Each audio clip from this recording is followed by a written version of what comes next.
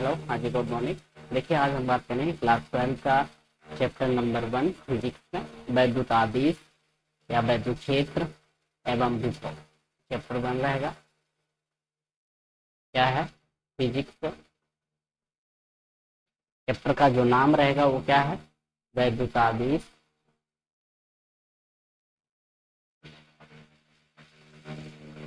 वैद्युत क्षेत्र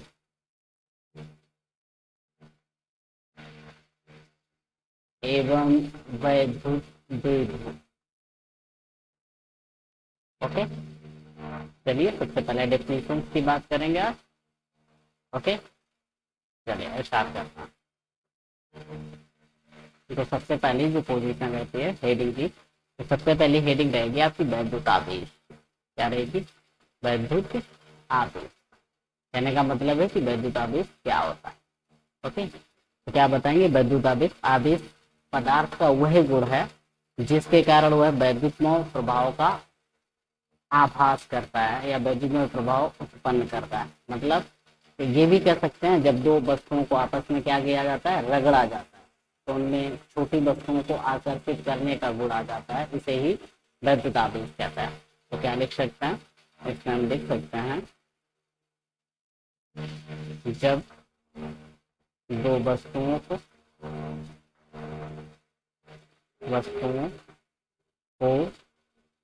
आपस में रगड़ा जाता है। क्या किया जाता है? रगड़ा जाता है। तो उनमें हल्की वस्तुओं को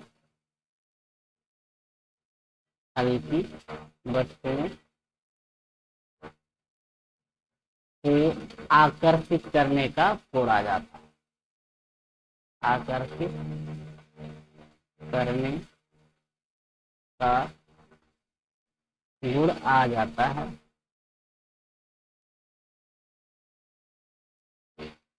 जिसे क्या कहते हैं? जिसे वैद्युत आवेश कहता है। जिसे वैद्युत आवेश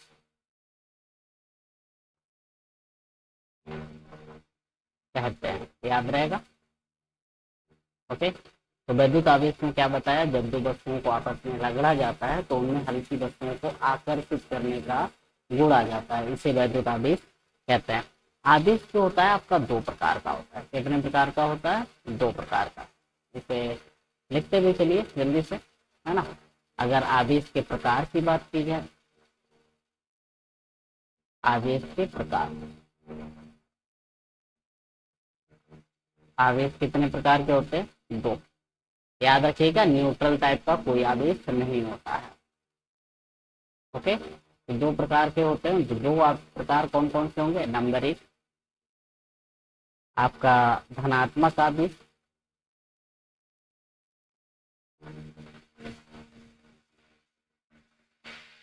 नंबर दो कैसा रहेगा? ऋणात्मक आवेश। राइट, लिख लीजिएगा जल्दी से, इसके बाद आगे बात करते हैं। जल्दी करिएगा। आवेश दो प्रकार के होते हैं, एक धनात्मक आवेश होता है और एक ऋणात्मक आवेश होता है। धनात्मक को प्लस क्यू बोल सकता है, इसे हम लोग माइनस क्यू बोल सकता है। अब ये तो पता होगा कि इलेक्ट्रॉन जो होता है, इलेक्ट्रॉन पर कैसा होता है? इलेक्ट्रॉन पर निगेटिव में होता है, मतलब ऋण आवेश होता है। अब वहीं अगर प्रोटॉन की बात की जाए तो प्रोटॉन पर कितना होता है? प्रोटॉन पर आपका धनावेश होता है, पॉजिटिव चार्ज होता है। याद रखिएगा, धनावेशित वस्तुओं में इलेक्ट्रॉनों की कमी होती है। क्या होती है? जैसे कि दो वस्तुएं हैं। अब अगर दो वस्तुएं हैं तो उनमें क्या होता है? आवेश डेवलप होता है। मतलब दो वस्तुएं हैं तो उनमें हल्की वस्तुओं को आकर्षित करने का गुण आ जाता है जब रगड़ते हैं। कहने का मतलब है जब दो वस्तुओं को आपस में रगड़ा तो क्या हुआ? इलेक्ट्रॉनों का स्थानांतरण हुआ था। जैसे ये दो वस्तुएं हैं, है ना, इन दोनों को आपस में अगर हम रबिंग करें, रगड़ें, तो इनमें क्या होगा? इलेक्ट्रॉन स्थानांतरित होंगे। क्या होंगे? इलेक्ट्रॉन। जैसे ई जा रहा, अभी यहाँ से इधर जाएगा, मतलब इससे इलेक्ट्रॉन चार्ज इस पे गया। अगर इससे इस पे गया तो जिससे इलेक्ट्रॉन जाते हैं, जिससे जाते हैं उसके प्लस आता है। और जिस पर जाते हैं उससे निगेटिव आता है। याद रहेगा, कोई भी न्यूट्रल बॉडी हो उसे आपस में रगड़ोगे तो क्या होगा, आवेश का स्थानांतरण होता है। अब आवेश जिस बॉडी से जाता है उस पर प्लस आता है, जिस पर जाता है उस पर माइनस, और इस पे प्लस की हो जाएगा, इस पे माइनस की हो जाएगा। याद रहेगा। तो कहने का मतलब है कि धनावेश वस्तुओं में इलेक्ट्रॉनों की कमी होती है और ऋणावेशी जितने भी होते हैं उसमें इलेक्ट्रॉनों की अधिकता होती है। ये डिवाइड रखिएगा। अब बात आता भी है कौन सी, सजातीय आवेश। सजातीय आवेश, ओके। सजातीय आवेश होते हैं जैसे प्लस के कहते हैं सजातीय, मतलब इसी प्रकृति के आवेश कैसे कहलाते हैं, सजातीय आवेश कहलाता है। माइनस के कहते हैं एक ही प्रकृति है। अच्छा, प्लस क्यू है तो आपस में क्या लग रहा होगा, प्रतिकर्षित कर रहे होंगे। क्या कर रहे होंगे, प्रतिकर्षित। इसमें क्या कर रहे होंगे, प्रतिकर्षित। याद रहेगा। तो क्या बताया, अगर इसी ही प्रकृति के आवेश हैं तो वो प्रतिकर्षित ही कर, है ना। और या सजातीय आवेश, एक ही प्रकृति के आवेशों को सजातीय आवेश कहा जाता है। ये एक दूसरे को प्रतिकर्षित करता है, ये भी लिख सकते हो। अब बात आती है विजातीय। किसकी, विजातीय। विजातीय आवेश कौन से होते हैं, विपरीत प्रकृति के आवेश। विपरीत मतलब कि ये माइनस कर दो, ये माइनस कर दो, कैसे होगा, विपरीत प्रकृति हो गई, ये विपरीत हो गई। अब ये क्या करते हैं, एक दूसरे को आकर्षित करते हैं। क्या करते हैं, आकर्षित करते हैं। याद रहेगा, मतलब विपरीत प्रकृति के आवेश एक दूसरे को आकर्षित करते हैं। ये भी क्या करेगा यहाँ पे, ये नहीं, ये आकर्षित करेगा। तो क्या समझ में आया, विपरीत प्रकृति के आवेशों को विजातीय आवेश कहा जाता है। ये एक दूसरे को कैसा करते हैं, आकर्षित करता है। याद रहेगा, ओके। लिख लीजिएगा, फिर आगे बात जल्दी करिएगा। अब देखिए, अगर आगे बात करें तो इसमें आगे क्या रहने वाला है, जरा देखिए, पहले इसे रफ करते हैं एंड देन आगे हम बात करेंगे आवेश के संरक्षण का सिद्धांत। ओके, तो जरा देखिए क्या रहा है। ठीक है, क्या करने वाले हैं, हेडिंग डालेंगे पहले, आवेश संरक्षण का सिद्धांत।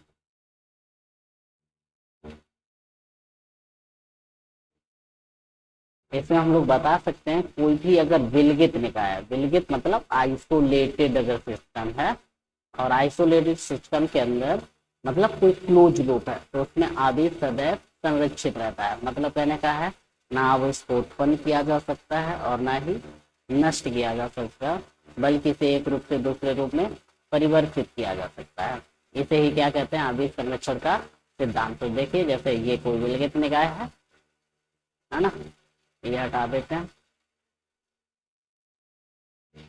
तो क्या बता रहे थे कि ये कोई विलगित निकाय है, इस विलगित निकाय में ये पॉइंट है, ये कोई ए है, यहाँ पे पॉइंट बी है, यहाँ पे सी है, या फिर ऐसे ही कुछ कर देते हैं, चार्ज टाइप में कर देते हैं ऐसे, ए पॉइंट, बी पॉइंट, इधर कहीं सी पॉइंट, इधर डी पॉइंट, इधर, ओके, ये पॉइंट है।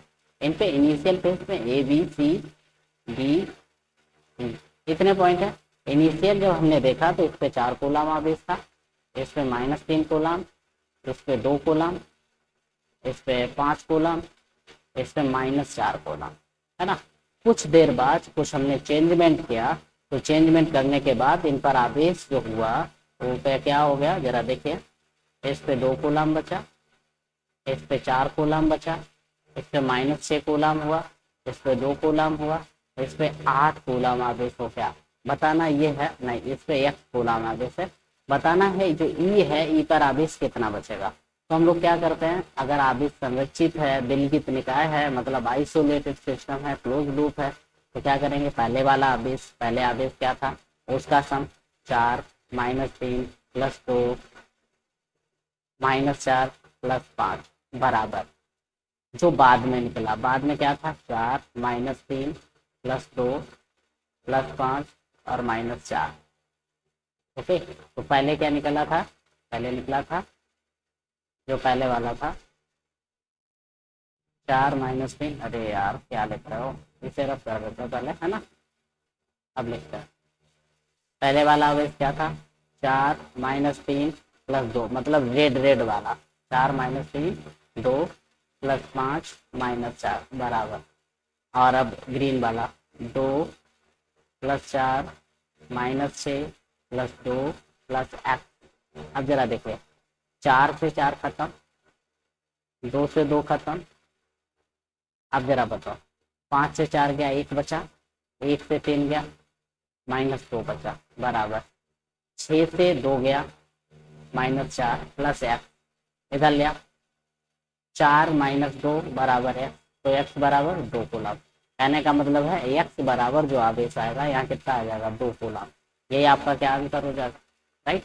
तो क्या समझ में आया कि आवेश संरक्षण का अगर सिद्धांत आता है तो क्या बताओगे, किसी भी विलगित निकाय में आवेश सदैव संरक्षित रहता है, मतलब आवेश को ना तो उत्पन्न किया जा सकता और ना ही नष्ट किया जा सकता। ओके, लिख लीजिएगा, इसके बाद आगे बात कर, जल्दी से करिएगा थोड़ा। ओके, देखिए नेक्स्ट आगे हेडिंग आती है अपनी आवेश का क्वांटीकरण। ओके, तो जरा देखिए, हेडिंग डालते हैं फिर बात। आवेश का क्वांटीकरण मतलब क्वांटाइजेशन ऑफ चार्ज। तो क्या बताएंगे, ये एक हो गया और एक ये हो गया, और इनमें आवेश का स्थानांतरण क्या बताएंगे, ये कोई ए बॉडी है, ये कोई बी है, मतलब किन्हीं दो वस्तुओं में आवेश का स्थानांतरण सदैव ई 2e 3 4e dot dot dot any के रूप में होता है। किसके रूप में, एनी के रूप में। मतलब किन्हीं दो वस्तुओं में इलेक्ट्रॉनों का स्थानांतरण सदैव ई 2e 3 dot dot dot any के रूप में होता है। इसे ही आवेश का क्वांटीकरण कहता है। मतलब हमने क्या बताया, किन्हीं दो वस्तुओं में आवेश का स्थानांतरण सदैव ई 2e 3 dot dot dot any के रूप में होता है। इसे ही आवेश का क्वांटीकरण कहता है। या फिर ये भी बोल सकते हो, देखिए क्या बोल सकते हो, ये इसमें बोल सकते हो, प्रत्येक आवेशित वस्तु पर,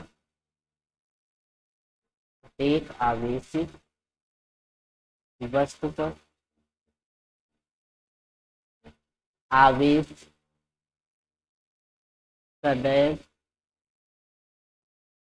अपनी न्यूनतम मात्रा का, अपनी न्यूनतम मात्रा का पूर्ण गुणज होता है। कैसा होता है, पूर्ण गुणज होता है। क्या बताया, प्रत्येक आवेशित वस्तु पर आवेश सदैव अपनी न्यूनतम मात्रा का पूर्ण गुणज होता है, जिसे मूल आवेश कहता है। मूल आवेश कहते हैं। क्या बताया, प्रत्येक आवेश वस्तु पर आवेश सदैव अपनी न्यूनतम मात्रा का पूर्ण गुणज होता है, जिसे मूल आवेश कहते हैं। आवेश का यह गुण आवेश का क्वांटीकरण कहलाता है। या आवेश का यह गुण, आवेश का यह गुण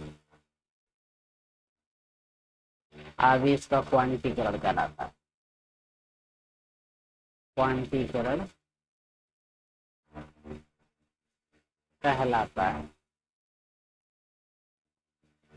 तो यहाँ से ये भी लिख सकते हो जो बराबर है नहीं, राइट। अगर बाद वाला पहले वाला याद रहे तो वो ज्यादा बेस्ट है। क्या, किन्हीं दो आवेशित वस्तुओं में आवेश का स्थानांतरण सदैव ई 2e 3 डॉट डॉट एनी के रूप में होता है। इसे ही आवेश का क्वांटीकरण कहता है, राइट। लिख लीजिएगा, फिर आगे बात करते हैं, जल्दी कीजिएगा। अब देखिए आगे बात आती है कि कोई भी निकाय पे योज्यता का नियम हम देख लेते हैं। ओके,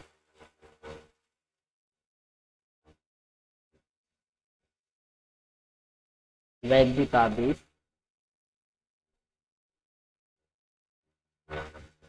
की योज्यता का नियम। तो इसमें हम लोग क्या बताएंगे, जरा देखिए ध्यान से। इसमें हम बताएंगे कि कोई भी आइसोलेटेड सिस्टम है, जैसे कि ये है तरह, है ना। इसके आवेश मान लें Q1 है, Q2 है, Q3 है, Q4 है, -Q6 है। इसके टोटल आवेश कितना होगा, टोटल चार्ज, है ना। तो टोटल चार्ज क्या होगा, बताएंगे किसी निकाय का कुल वैद्युतावेश उसके विभिन्न अवयवी कणों पर उपस्थित भिन्न भिन्न आवेशों के बीजगणितीय योग के बराबर। मतलब कि अगर इसका क्यू टोटल निकालेंगे तो क्यू टोटल क्या निकलेगा, क्यू टोटल निकलेगा Q1 plus Q2 plus Q3 plus Q4, देखो 5 है नहीं, माइनस Q6, ये जो आएगा इसको उसका लाभ होता है, राइट। ऐसे लिख लीजिएगा, फिर आगे बात करते हैं, ठीक है, जल्दी करिएगा थोड़ा, ठीक है। देखिए आगे और बात करेंगे, आगे हम बात करने वाले हैं किस टॉपिक की, जरा देखिए जरा, वैद्युत रोधी पदार्थ, वैद्युत रोधी पदार्थ। तो क्या बताएंगे, जिनमें आवेश का प्रवाह आसानी से या सुगमता से नहीं होता, जैसे कि वे पदार्थ जिनमें आवेश का प्रवाह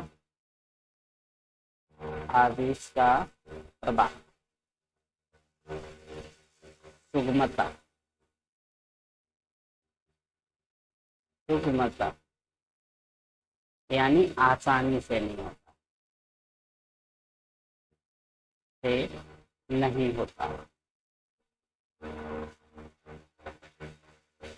क्या बताया, वे पदार्थ जिनमें आवेश का प्रवाह सुगमता या आसानी से नहीं होता है वैद्युत रोधी पदार्थ कहलाते हैं, वैद्युत रोधी पदार्थ कहलाते हैं। एज एग्जाम्पल देखें, लकड़ी, कांच, या फिर बात कर रहे हैं प्लास्टिक, ये सभी क्या है, वैद्युत रोधी है, इनमें करंट पास आउट नहीं होती है, याद रहेगा, तो लिख लीजिएगा। इसके बाद में दूसरा करते हैं, ओके, जल्दी करिएगा। अब बात आती है अगला, इसी में क्या आती है, चालक पदार्थ किसे कहता है, चालक पदार्थ, बिल्कुल सेम सारी डिफिनेशन। तो क्या बताएंगे, वे पदार्थ जिनमें आवेश का प्रवाह आसानी से या सुगमता से होता है क्या कहलाते हैं, चालक। जैसे कि सारी धातुएं, मतलब मेटल्स जितना भी हैं सभी क्या होता है, चालक धातुएं, राइट। तो लिख लीजिएगा, वे पदार्थ जिनमें आवेश का प्रवाह आसानी से होता है वो चालक कहलाते हैं, जैसे धातु। अब देखिए आगे बात करने वाले हैं हम लोग इसकी कूलाम के, तो पहले तो हेडिंग डालेंगे कूलाम का नियम। अब क्या बताएंगे, दो बिंदु आवेशों के बीच लगने वाले आकर्षण या प्रतिकर्षण बल को, मतलब दो आवेश विद्युत हैं, ये प्लस क्यू है, ये माइनस क्यू है, तो प्लस माइनस में होता है आकर्षण, तो कौन सा बल लग रहा होगा, आकर्षण, क्या सा होगा, आकर्षण बल। तो क्या बताया, दो बिंदु आवेशों के बीच लगने वाले आकर्षण या प्रतिकर्षण बल को कूलाम के नियम द्वारा निर्धारित किया जाता है, राइट। इस नियम के अनुसार मान लेते ये प्लस क्यू आवेश है, ये भी प्लस क्यू है, ये प्लस क्यू है, ये माइनस क्यू है, दोनों आर दूरी पर रखें।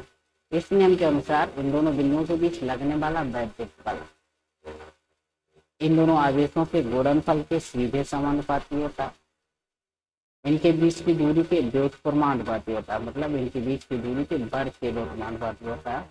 तो क्या जोड़ देंगे, या प्रोपोर्शनल Q1 Q2 बटे R स्क्वायर, राइट। अब जब प्रोपोर्शनलिटी हटाओगे तो क्या लगाओगे, एक कांस्टेंट K Q1 Q2 बटे R स्क्वायर, राइट। अब यहाँ पे K बराबर होता है आपका 1/4πε0, राइट। वैल्यू रखोगे F बराबर 1/4πε0 Q1 Q2 अपान R स्क्वायर, राइट। ये क्या हो गया, ये आपका वैद्युत बल हो, राइट, यही आपका वैद्युत बल होता है। इसमें कुछ कंडीशंस हैं, कंडीशंस की बात क्या की जाए, जैसे कि K की वैल्यू क्या होती है, F की क्या होती है, तो यहाँ पे K बराबर हमेशा होता है, नोट में रिवाइज रखिएगा हमेशा, K की वैल्यू होती है 9.0 × 10⁹ न्यूटन मीटर स्क्वायर पर कूलाम स्क्वायर, राइट। के की वैल्यू कितनी होती है 9.0 इंटू 10⁻9 न्यूटन मीटर स्क्वायर पर कूलम स्क्वायर।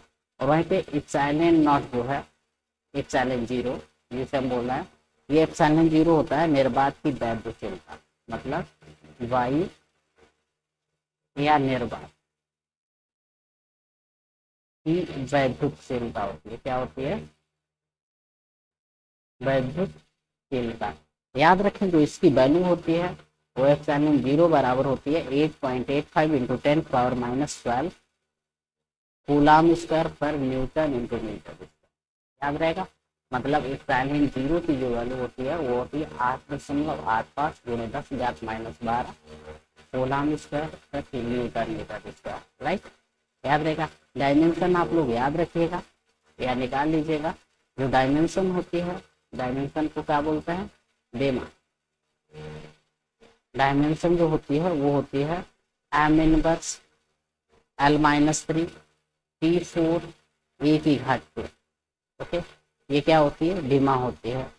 याद रहेगा, ये एप्सिलॉन नॉट अगर ये होती है तो ये एप्सिलॉन जो होती है वो माध्यम की वैद्युतशीलता होती है। किसकी होती है माध्यम की वैद्युतशीलता। ओके, वैद्युतशीलता। और मान लो किसी माध्यम में अगर रखा है, ये किसके लिए है, ये वैलिड है ओनली एआर के लिए, एआर या निर्वात के लिए।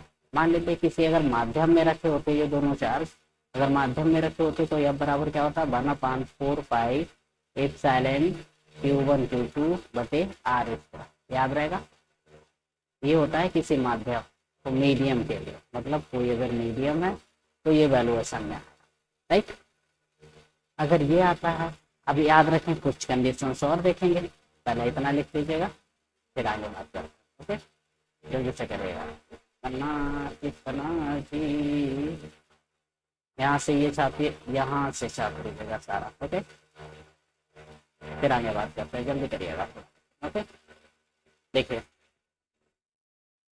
अगर आगे बात करेंगे इसी में तो इसमें हम आगे और बात कर सकते हैं क्या, अगर इसका माध्यम का परावैद्युतांक के हो, मतलब सबसे पहले बात कर लेंगे परावैद्युतांक की। तो परावैद्युतांक क्या होता है के होता है, क्या होता है के।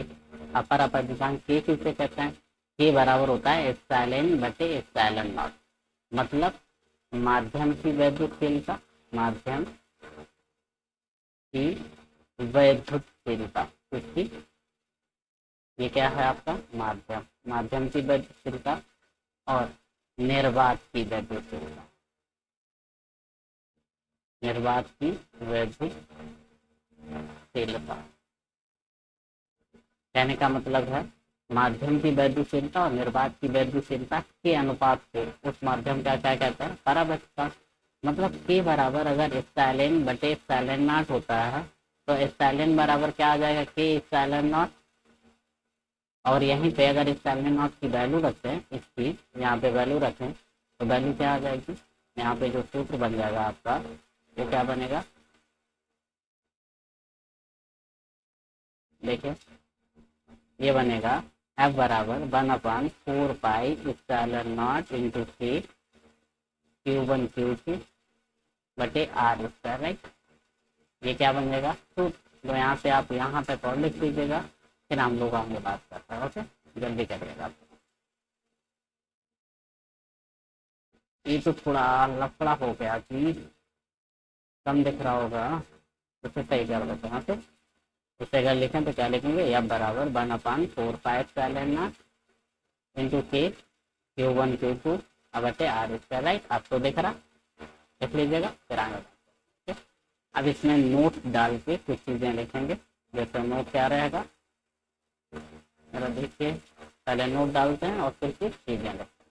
जैसे नोट है ना, नोट में पहला रहेगा क्या, पहला पॉइंट रहेगा इलेक्ट्रॉन पर कैसा होता है अभी न्यूनतम आवेश होता है, इलेक्ट्रॉन पर न्यूनतम आवेश होता है, ये हमेशा आपको याद रखना है ना, जिसमें ई बराबर होता है 1.6 इंटू 10⁻−19 कूलम।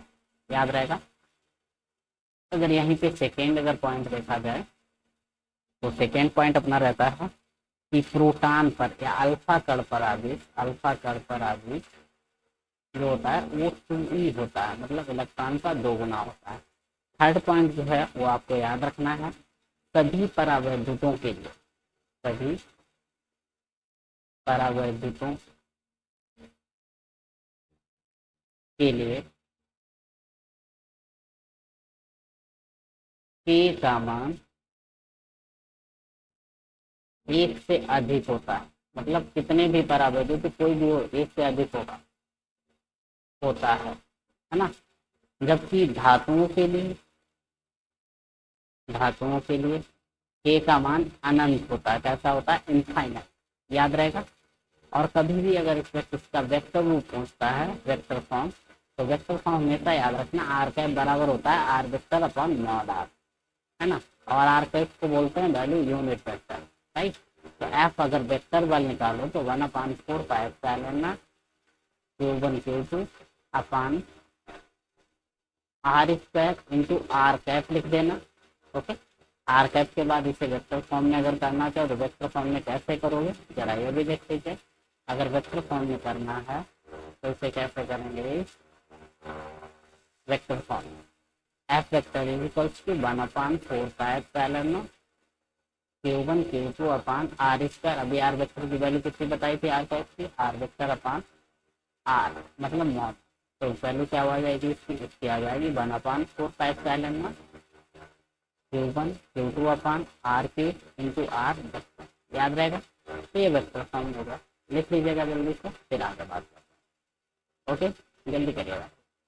यहाँ तक हो गया, अगर हो गया तो बताइए आगे बात।